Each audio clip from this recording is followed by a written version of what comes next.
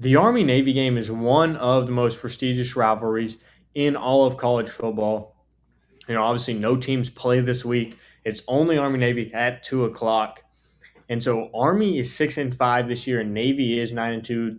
Those two losses for Navy have been to Notre Dame and North Texas, two great teams, and they also beat Memphis earlier in the year. So this is a great Navy team, and it'd be a good football game.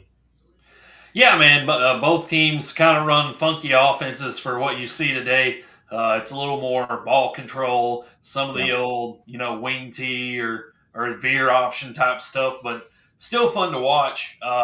And man, before we kind of just hop into this year's game, I'd like to really look at the history of this rivalry and go over some fun facts. I think it's so storied. I think it'd be a shame to not talk about all of that stuff. So to get started, I think this is going to be the 125th, or I think maybe 126th time that they've played.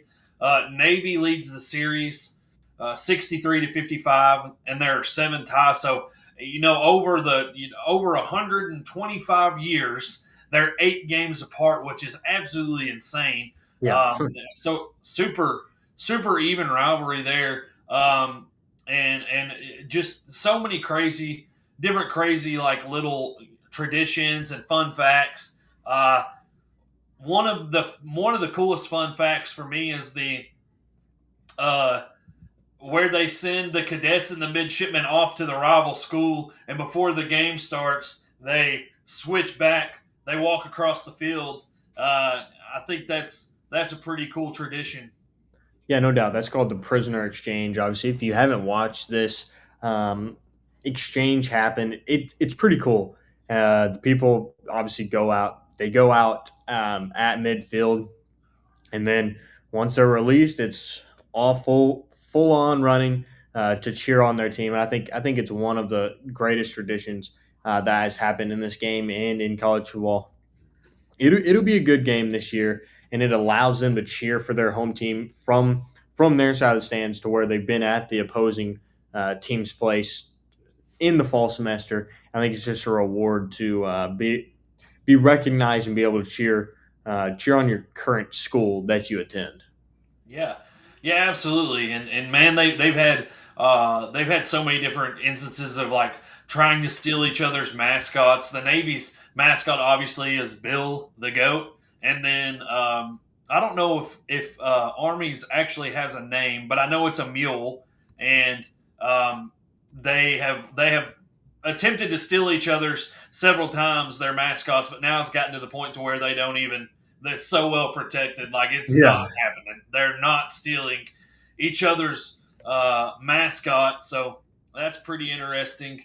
And then one of the cool things too is the alma mater thing. So both of them at the end of the game sing their alma mater. If you're the losing team, you sing your alma mater first. So the winning team will actually stand back, allow the losing team to sing their alma mater with the crowd, and then the winning team will step forward and sing their alma mater. And it's pretty neat because they all like the chant back and forth is always sing second because they want to win the game and have to sing their alma mater second.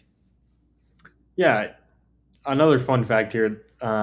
Back in 1890, so the first game that happened 135 years ago, there was 271 members of the Corps of Cadets. Each contributed 52 cents to pay half of Navy's traveling cost for the 1890 game. Incredible to see that each person, 271 people, paid 52 cents, and that was half of the traveling cost. Now the traveling cost for a team is just outrageous with all the planes, gear, people, gas. It's just incredible to see the rich tradition and the history between this game and that little history in that.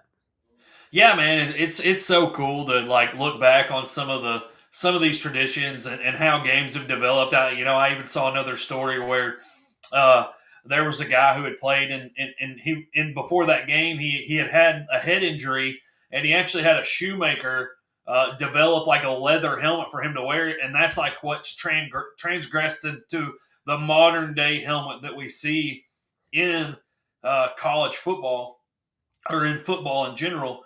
So crazy to think that that came from the Army Navy game. Such a storied rivalry. But let's go ahead and look at this year's game to start. Obviously, we talked about the history of the game, but this year Army actually is not favored. They're the underdog. They're 6.5 point underdog to what we talked about was a really good Navy team there in the American. What are your thoughts kind of on the game? It's a 6.5, like I said, 6.5 point spread. Navy is favored. Yeah, I mean, I talked about it earlier. This is a good Navy team. They lost to Notre Dame, obviously, pretty badly, but they still have a chance to go 10-2, which is incredible. Obviously, they beat Memphis. Like I said, they lost to North Texas. North Texas went 11-1, but that American was a really good conference this year. You got Tulane, Memphis, South Florida, North Texas. All these teams, obviously, Tulane getting in. But I thought Navy had a good year. Like you said, their offense is kind of different from like always has been steady running and uh, ball control type of game. And I think Navy will win this game because they have the better players in this, and I think they're stronger on offense more than Army is, and so I think Navy will win. Yeah. So interestingly enough, you look at their schedules, right, and you go back the last 5 games. Um, Navy played a great Memphis team their last game to get a win. They also beat another great USF team at home, and then they lost to Notre Dame and North Texas, which we all know about Notre Dame, but that North Texas team actually just played in the conference championship game, and so that loss there is probably not one that you really feel too bad about. Um, but you look on the Army side, they had losses to Tulsa, and in October they played a really a great game against Tulane, another team that was in the conference championship game, ultimately to lose by 7. But most recently they played against UTSA, who has been the last couple of years under Jeff Traylor a pretty talented team in that um, in the American Conference there. So I think that we, when you look at this in total, I think this is a really a great game. You have Army and Navy. I think Army only has a 40% chance to win the game. They say, but man, that it's a rivalry game. Anything can happen. But I do think it'll be a fun one to watch. It's going to be a low scoring, grinded out. It's going to be so much fun. But let's go ahead, man. If you don't care, let's go ahead and get into it. Who you got? Yeah, I touched on it a little earlier, but I got Navy. I think they're stronger with the competition that they've played. Obviously, they played Notre Dame, was not a pretty outcome, but still playing these games get you prepared. Like you said, it'll be a gritty game, but I got Navy in rivalry week. You never know what these teams like Alabama and Auburn. Auburn had a chance to go down and tie and win, um, but there's so many different instances in rivalry games to where the underdog can win. And I wouldn't be surprised if Army does come back and win, but I do have Navy. Yeah, I think the thing that really gets it for me is I think that both teams um, have great defenses, but Navy's ability to move the football through the air Yeah. definitely supersedes Army's ability to move the ball through the air. And both of these teams, obviously knowing the type of offense that the other team, I could be totally wrong, by the way, but the over/under suggests that this is going to be a low-scoring game at 38.5. So with that, uh, the team that's going to be able to get some chunk plays through the air is going to be the team that's going to have a bigger opportunity to win. And right now, that's Navy. So I agree with you. Obviously, when we're putting out content, we want to disagree. But Yeah. man, you just got to say that.